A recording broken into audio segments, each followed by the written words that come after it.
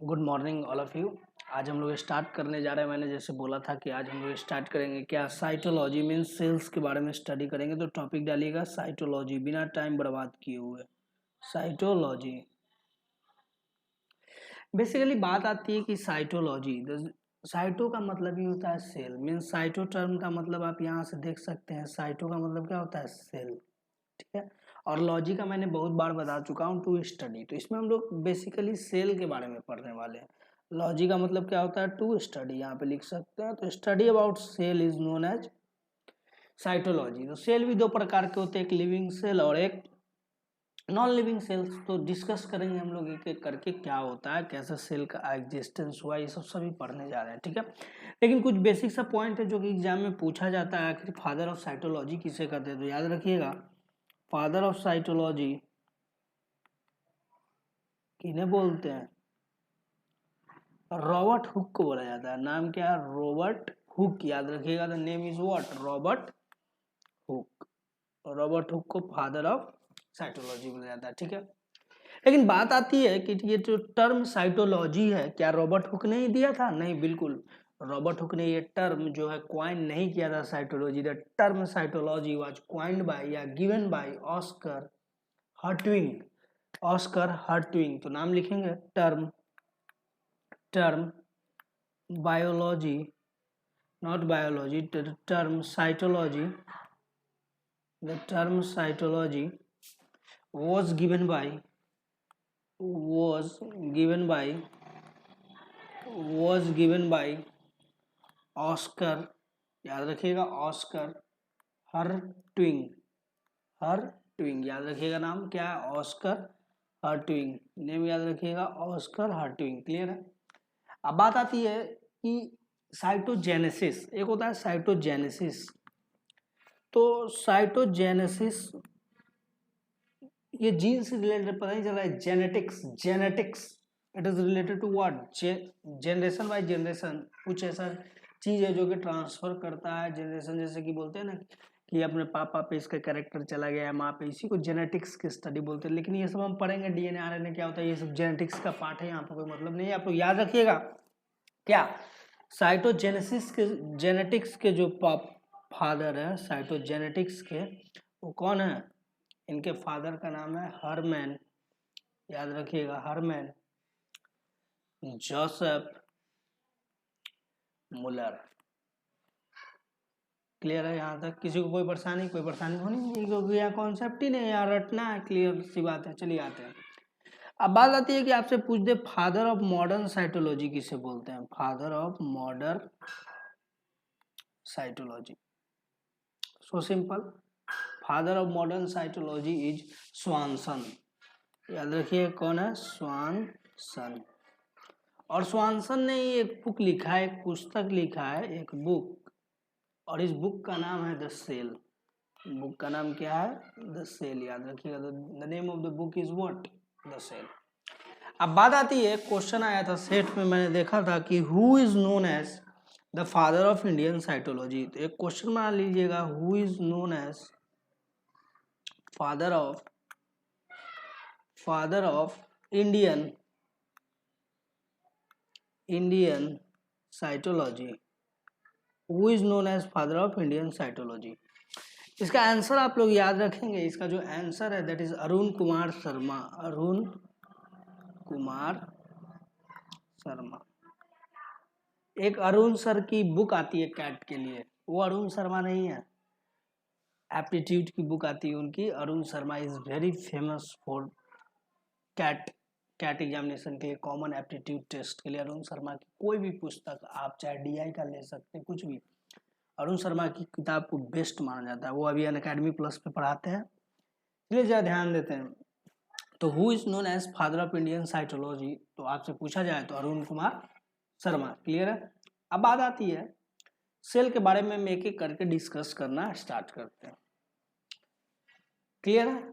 और कैसे सेल का डिस्कवरी हुआ, ये भी हम लोग स्टेप बाय स्टेप समझने की कोशिश करते हैं। चलिए जरा ध्यान देंगे कि जो सेल है, जैसे कि मैंने बताया था कि सेल जो है लिविंग भी होता है और नॉन लिविंग भी होता है। पता है, मीन्स कि सेल दो प्रकार के होते हैं, एक होते हैं लिविंग सेल तो हम लोग को पढ़ना है लिविंग सेल के बारे में, क्योंकि we all are what, living. अब बात होता है कि सेल को अगर हम एक वर्ड में या एक सेंटेंस में डिफाइन करना चाहे तो कैसे डिफाइन करेंगे, तो ध्यान दीजिएगा। इसे एक लाइन में हम लोग डिफाइन कर सकते हैं, स्ट्रक्चरल एंड फंक्शनल यूनिट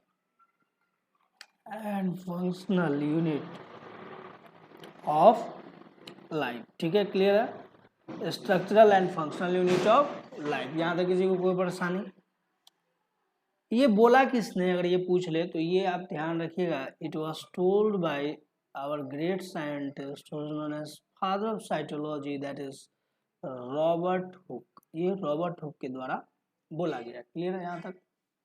अब बात आती है कि सर सेल तो बहुत प्रकार के होते हैं हमारे बॉडी में। जी, हमारे शरीर में बहुत सारे सेल्स होते हैं, लेकिन ये जितने भी सेल्स हैं वो सिंगल सेल्स से ही ये टूट कर बहुत सारे सेल्स का क्या हुआ है, निर्माण हुआ है। जरा समझते हैं मैं कहना क्या चाहता हूँ। Suppose this is a cell, ये एक सेल है।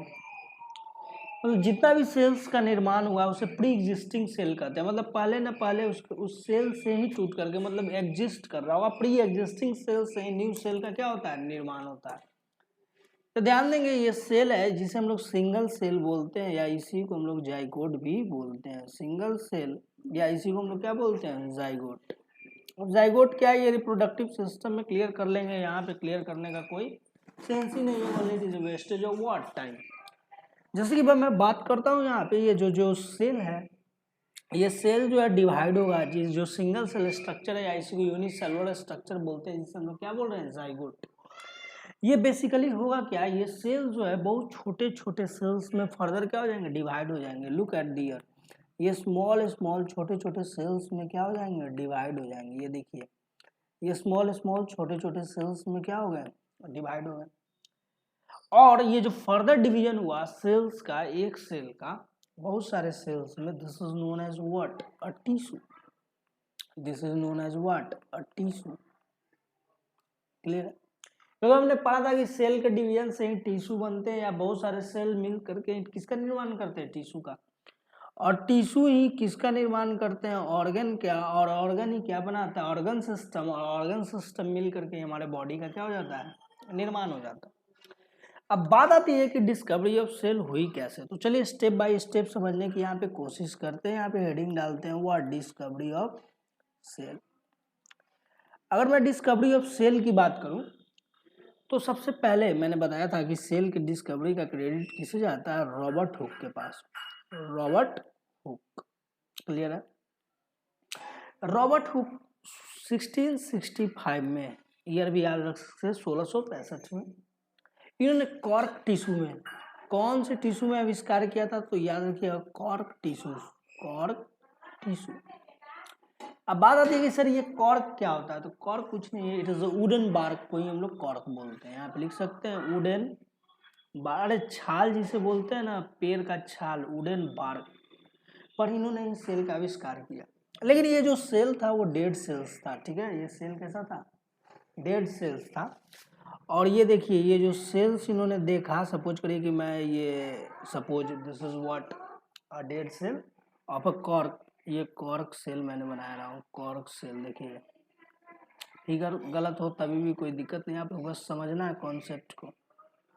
ये देखिए सपोज ये मैं सेल्स बना रहा हूँ बहुत सारे, आप लोग इसे देखते रहिए, काफी मजा आएगा आप लोग को।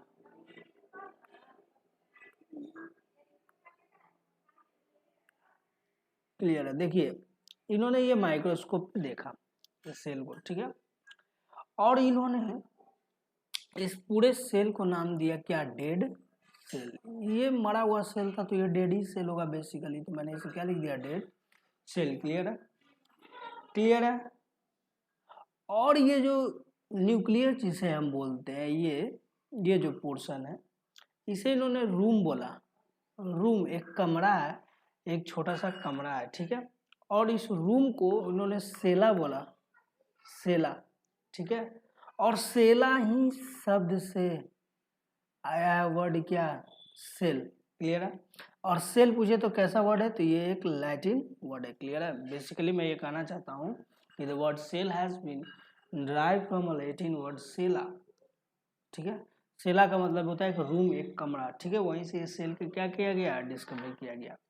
अब बात आती है कि सर ठीक है, ये तो जो रॉबर्ट हुक थे उन्होंने तो सेल का जो आविष्कार किया या डिस्कवरी किया, इन्होंने तो डेड सेल में किया, बट वी आर नॉट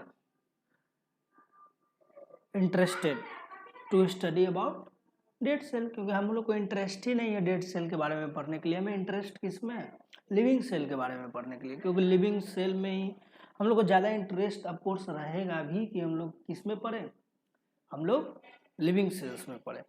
तो बात आती है कि सर लिविंग सेल्स का आविष्कार किसी न किसी डिस्कवरी तो हुआ ही होगा, नॉट इन्वेंशन या डिस्कवरी, डिस्कवरी तो हुआ ही। हाँ जी बिल्कुल हुआ है। तो देखते हैं वो कौन साइंटिस्ट है जिन्होंने लिविंग सेल में सेल को डिस्कवर किया। चलिए, बेसिकली जब देखा जाए तो लिविंग सेल का आविष्कार करने वाले जो साइंटिस्ट का नाम जाता है दैट इज एंथोनी वॉन लिविनहॉक। याद रखिएगा, दैट इज एंथोनी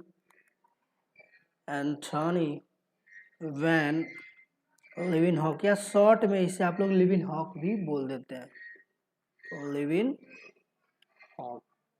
क्लियर है। कब किया इन्होंने, तो 1676 में, एंथोनी वैन लिविनहॉक। बात आती है कि ठीक है सर, ये एंथोनी वैन लिविनहॉक ने लिविंग सेल का डिस्कवरी किया। क्लियर है, इन्होंने क्या किया, लिविंग सेल का डिस्कवरी किया। अब बात आती है कि इन्होंने जब लिविंग सेल का डिस्कवरी किया तो किस में किया, तो इन्होंने किया माइक्रोब्स में। इसमें माइक्रोब्स में। अब microbes is simply what, bacteria. और बैक्टीरिया कैसा होता है आपको पता ही है, ये एक लिविंग सेल होता है। मैंने कोरोना वायरस वाले वीडियो में भी ये बना के डाल चुका हूँ, एक लिविंग सेल है। ठीक है, फिर फर्दर इन्होंने अपने स्टडी को और बढ़ाया, स्टडी को रोका नहीं, और इन्होंने स्पर्म सेल के बारे में भी स्टडी की, स्पर्म सेल्स। उसके बाद इन्होंने आरबीसीज के बारे में स्टडी की, रेड ब्लड कॉर्पसल्स। और उसके बाद इन्होंने प्रोटोजोआ के बारे में भी क्या कर लिया, स्टडी कर लिया। क्लियर है। और ये सब पता कैसे चलता है, तो इनका एक बुक है, जिस बुक का नाम है, आप लोग याद रखिएगा, secret of nature. Secret of what, nature. Nature का रहस्य हिंदी में बोल सकते हैं, लेकिन the book name is secret of nature. अब बात आती है कि सेल थ्योरी, कुछ साइंटिस्टों ने मिलकर के एक सेल थ्योरी दिया। तो हमें बेसिकली पहले समझना होगा कि सेल थ्योरी होता क्या। सेल थ्योरी के बाद हम लोग कुछ की पॉइंट्स पढ़ेंगे। की points is very necessary for all the examination, मैं बार बार बोलता हूँ। उसके बाद हम लोग कंपोनेंट ऑफ सेल पढ़ेंगे, जिसे हम लोग सेल ऑर्गेनल्स बोलते हैं। सेल ऑर्गेनल्स पढ़ने के बाद लगभग हमारा चैप्टर खत्म हो जाएगा, लेकिन ये चैप्टर 5 से 6 दिन चलेगा, क्योंकि ये this chapter is most important for examination point of view. चलिए अब ध्यान देते हैं कि आखिर सेल थ्योरी कहता क्या है। जरा ध्यान देंगे सेल थ्योरी क्या है, मैं समझाने की कोशिश करता हूँ। सेल थ्योरी, जो सेल थ्योरी है ये दिया गया था 1839 में, 1839 में, और दिया किसने था, Matthias Schleiden and Theodor Schwann. Mean Schwann and Schleiden ने दिया। शॉर्ट में अगर लिखना चाहें तो स्केल्डिन एंड स्वान ने ये सेल थ्योरी दिया। क्लियर है। स्केल्डिन और स्वान ने, स्केल्डिन जो थे इन्होंने दिया एनिमल सेल में, कौन सा सेल में, याद रखिएगा, इन्होंने दिया एनिमल सेल में, और स्वान जो थे इन्होंने दिया प्लांट सेल में। क्लियर है ना, कोई परेशानी, कोई परेशानी नहीं। जब इन्होंने स्टडी की तो पाया कि एनिमल्स में जो स्ट्रक्चर है, जो सेल वॉल है, सेल वॉल के बाहर मेम्ब्रेन नहीं पाए जा रहे, लेकिन इसमें एक मेम्ब्रेन पाया गया, जिसे हम लोग आजकल सेल वॉल बोलते हैं। और cell wall is mainly made up of cellulose, और ये प्लांट को प्रोटेक्ट करता है। हम बेसिकली ये सब एक एक करके पढ़ेंगे। सेल थ्योरी क्या हुआ क्या नहीं, ये एक एक करके हम लोग समझते हैं। सेल थ्योरी में बेसिकली इनके सेल थ्योरी को रिजेक्ट कर दिया गया, और एक साइंटिस्ट है जिनका नाम था रुडोल्फ वर्चो। रुडोल्फ वर्चो ने थ्योरी दिया 55 में।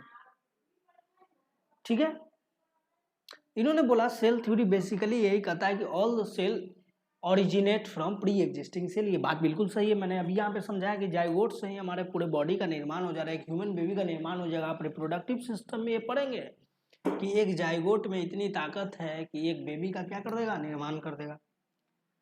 ठीक है, मीन्स कहना मैं ये चाह रहा हूँ कि ये एक सेल है, यही सेल फर्दर डिवाइड होकर के बहुत सारे सेल का निर्माण कर देंगे। इसी को हम पेरेंट सेल या प्री एग्जिस्टिंग सेल कहेंगे कि नहीं। ये मैं बोल रहा हूँ कि ये हमारा पेरेंट सेल है और यही पेरेंट सेल फर्दर डिवाइड होकर के न्यू सेल्स या किसका, डॉटर सेल्स का निर्माण कर देंगे। अरे समझ में आया कि नहीं, अरे समझ में आया कि नहीं, बिल्कुल समझ में आना चाहिए। और यही हमारा कहता है cell theory. The main motive of the main motive to study the cell theory is that कि all the cell, all the newly formed cell या all the daughter cells are formed from pre-existing cell that is a parent cell। मैं यही कहना चाहता हूँ कि जितने भी नए नए सेल्स बनते हैं कहीं ना कहीं उनका अस्तित्व पहले रहा ही होगा, तभी वो चीज क्रिएट हो पाया। अरे समझ में आया कि नहीं, ये बिल्कुल 100% सही है। और इसी को हमने क्या बोला, सेल थ्योरी। यही है सेल थ्योरी। ठीक है, ये हम लोग को डिटेल्स में नहीं पढ़ना है। If you are interested to study more about cell theory तो आप लोग गूगल करिए और सेल थ्योरी को हम लोग डिस्कस कर रहे हैं। हम लोग यहाँ पे एग्जामिनेशन पॉइंट ऑफ व्यू पढ़ रहे हैं। अब मोस्ट इंपॉर्टेंट हमारा जो सेशन स्टार्ट होने वाला है दैट इज की पॉइंट्स। तो हम लोग स्टार्ट करते हैं क्या, की पॉइंट्स के बारे में। चलिए ध्यान देते हैं, की पॉइंट्स आर वेरी इंपॉर्टेंट। पहले लिखते हैं की पॉइंट, चलिए यहाँ पे लिखते हैं, स्टार्ट करते हैं की पॉइंट्स। की पॉइंट्स में फर्स्ट पॉइंट ही हमारा आता है smallest cell of the universe. आपसे आकर के पूछ दे कि सबसे छोटा सेल बताइए, या यूनिवर्स लिखे चाहे नहीं लिखे, तो आपको समझ जाना है कि यूनिवर्स का सबसे छोटे सेल के बारे में हमसे पूछा जा रहा है। तो पहला पॉइंट आता है स्मॉलेस्ट सेल ऑफ यूनिवर्स। तो याद रखिएगा जो the smallest cell of universe होता है that is bacteria, that is bacteria. और अगर उस बैक्टीरिया का नाम आपसे पूछ लिया जाए तो याद रखिएगा माइकोप्लाज्मा ग्लैप्टिसेप्टिकम। याद रखिएगा that is known as mycoplasma gallisepticum. Clear है, ये है। ठीक है, इसके अगर साइज की मैं बात करूं तो इसका जो साइज होता है that is 0.1 to 0.5 micrometre. Clear है, micrometre 1 micrometre is equal to 10 to the power -6 metre. Clear है यहाँ तक। या इसी को एक और नाम जानते हैं, इसे एमएलओ भी बोला जाता है। एमएलओ का मतलब होता है molecule like organism. It is also known by a name of molecule like organism. Clear है। अब बात आती है कि इसका एक और नाम है, या इसी को हम लोग बोलते हैं पीपीएलओ। इसी को बोलते हैं प्लूडो PLEURO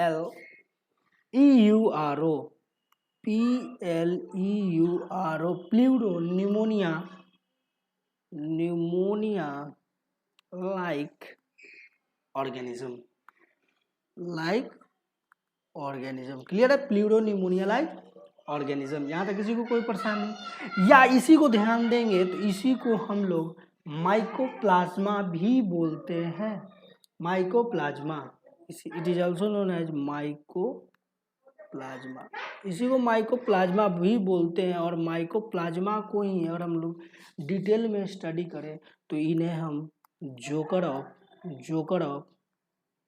प्लांट किंगडम, या इन्हें हम जोकर ऑफ एनिमल किंगडम भी कह देते हैं। एनिमल किंगडम, क्लियर है, joker of plant kingdom and joker of animal kingdom. अब बात आती है कि ये अगर किस किंगडम से बिलोंग करते हैं, from which kingdom they belong. तो याद रखिएगा ये किंगडम मोनेरा से बिलोंग करते हैं। मैं पढ़ाऊंगा पूरा किंगडम डिटेल्स में। मोनेरा से बिलोंग करते हैं और इनके ऊपर सेल वॉल्स पाए जाते हैं। क्या पाए जाते हैं, सेल वॉल्स। क्लियर है, cell wall is not but most of the bacteria में सेल वॉल जो होते हैं पाए जाते हैं, ध्यान में रखिएगा।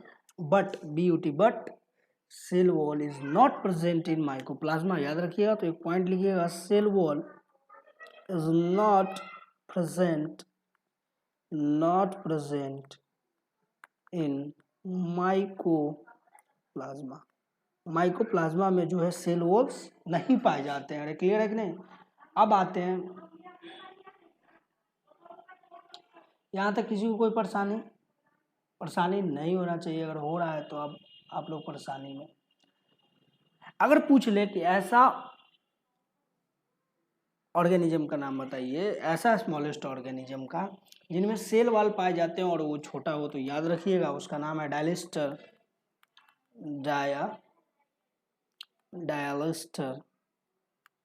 न्यूमोसाइनिड्स। ये ऐसा ऑर्गेनिज्म है जिनमें सेल वॉल तो पाए जाते ही हैं, सेल वॉल क्या करेंगे, पाए जाएंगे, और ये स्मॉलेस्ट सेल है। सेल वॉल पाए जाने के बाद ये स्मॉलेस्ट है, लेकिन माइकोप्लाज्मा सबसे स्मॉलेस्ट है जिनमें सेल वॉल नहीं पाया जाता। लेकिन अगर आपसे पूछ ले ऐसा एग्जाम्पल जिनमें सेल वॉल पाया जाए और वो स्मॉलेस्ट है, then you will tick Dialister pneumosintes, cell wall इनमें पाया जाएगा। क्लियर है? अब हम बात करते हैं सेकेंड की पॉइंट की। चलिए जब मैं सेकंड की पॉइंट पे गौर करूँ, सेकंड की पॉइंट, तो अब बात आता है लार्जेस्ट सेल ऑफ यूनिवर्स। ये तो सभी को पता होगा, लार्जेस्ट सेल ऑफ यूनिवर्स। तो यूनिवर्स का जो सबसे लार्जेस्ट सेल है ये तो पता ही होगा, ऑस्ट्रिच एग या ऑस्ट्रिच शुतुरमुर्गी के अंडे या शुतुरमुर्गी के सेल को हम लोग क्या बोलते हैं, largest cell of the universe. ये पता ही होगा आप लोग को। अब बात आता है कि थर्ड पॉइंट की largest cell of human body का आपसे लार्जेस्ट सेल पूछ लिया जाए तो आप लोग आसानी से बता सकते हैं ब्रेन सेल, या ब्रेन ऑप्शन में ना मिले तो न्यूरॉन सेल भी बोल सकते हैं, क्योंकि ब्रेन न्यूरॉन सेल से मिलकर के क्या हुए हैं, बने हुए हैं। अरे क्लियर है कि नहीं? एकदम क्लियर है। नंबर फोर्थ पॉइंट, बात आती है smallest cell of human body. Smallest cell of human body, जरा ध्यान दीजिएगा, यहाँ पे बहुत कंफ्यूजन है। बहुत कोई आरबीसी भी बोल देते हैं। देखिए मैं समझाता हूँ। जैसे कि ह्यूमन बॉडी में पूछा जाए, अगर वो बात कर रहा है मेल और फीमेल दोनों को मिक्स करके, तब तो आरबीसी टिक करेंगे। लेकिन अगर पूछा जाए smallest cell of human body, then you will tick sperm cell, क्योंकि स्पर्म जो है फीमेल में नहीं पाए जाते हैं। अगर स्पर्म सेल ना मिले ऑप्शन में, then you will go from RBC, red blood corpuscles. Clear है? अब आते हैं नंबर फिफ्थ पॉइंट पे, and the fifth point is largest gamete, या इसी को बोलते हैं largest cell of human body. अगर आपसे पूछ ले largest cell of human body, या इसी को गैमीट सेल भी बोलते हैं ऑफ ह्यूमन बॉडी, ओवा, जो कि फीमेल में सिर्फ पाया जाता है, नॉट इन मेल। ओवा फीमेल, समझ में आ गया? अगर उसी तरह से मैं समझाना चाहता हूँ कि अगर स्मॉलेस्ट गैमीट सेल लेकर के पूछ दे तो ह्यूमन बॉडी में स्पर्म ही है, जिसे हम लोग मेल में सिर्फ पाया जाता है। और हम लोग जानते हैं कि ova and sperm are what, gamete cells. अरे ये कौन से सेल हैं? गैमीट सेल्स है। आज हम यही सेशन को रोकेंगे और कल से हम लोग स्टडी करेंगे कंपोनेंट ऑफ सेल के बारे में। जैसे कि कंपोनेंट ऑफ सेल के बारे में हम बहुत सारी चीज़ पढ़ेंगे, जैसे सेल वॉल्स के बारे में पढ़ेंगे, उसके बाद सेल मेम्ब्रेन का ही बहुत सारे नाम होते हैं। जैसे सेल मेम्ब्रेन को प्लाज्मा मेम्ब्रेन बोलते हैं, प्लाज्मा लेमा बोलते हैं। ठीक है, तो हम लोग इसको डिटेल्स में स्टडी करेंगे। उसके बाद न्यूक्लियस के बारे में हम लोग पढ़ेंगे। न्यूक्लियस में बहुत सारे क्या होते हैं, न्यूक्लियोप्लाज्म क्या होता है, न्यूक्लियर मेम्ब्रेन क्या होता है, न्यूक्लियोलस क्या होता है, क्रोमेटिन क्या होता है, ये सब चीज़ को हम लोग डिस्कस करते हुए न्यूक्लिक एसिड के बारे में डिस्कस करेंगे। उसके बाद then we will move to DNA, then we will move to RNA के बाद मैं कुछ आपको और भी चीज़ें एक्स्ट्रा बताऊंगा। उसके बाद हम लोग डिस्कस करेंगे क्रोमोजोम्स के बारे में, क्रोमोजोम्स के बाद जीन के बारे में, जीन के बारे में बाद माइटोकॉन्ड्रिया के बारे में, माइटोकॉन्ड्रिया के बाद हम लोग स्टडी करेंगे लाइसोसोम्स के बारे में, लाइसोसोम्स के बाद हम लोग पढ़ेंगे राइबोसोम्स के बारे में, राइबोसोम्स के बाद हम लोग पढ़ेंगे ई कोली बैक्टीरिया के बारे में, कुछ क्यों इंपॉर्टेंट है ई कोली बैक्टीरिया, इसके बारे में थोड़ा सा हम लोग स्टडी करेंगे। उसके बाद वैक्यूल के बारे में पढ़ेंगे, उसके बाद गोल्गी बॉडीज के बारे में पढ़ेंगे, उसके बाद सेंट्रोसोम्स के बारे में पढ़ेंगे, उसके बाद इंडोप्लाज्मिक रेटिकुलम के बारे में पढ़ेंगे। इंडोप्लाज्मिक रेटिकुलम के बाद प्लास्टिड्स पढ़ेंगे, और प्लास्टिड्स के बाद माइटोसिस और मियोसिस को समझेंगे, और हमारा जो सेल चैप्टर है वो पूरी तरीके से समाप्त हो जाएगा। और ये करने में मुझे लगता है कि 3 से 4 दिन तो जरूर लगेंगे। हम लोग संडे को ऑफ रखेंगे basically, because we need rest at Sunday, और संडे को आराम से घर पे पढ़िए। अभी कोरोना का समय है, घर में रहिए, be safe with your family. Thank you and have a nice day.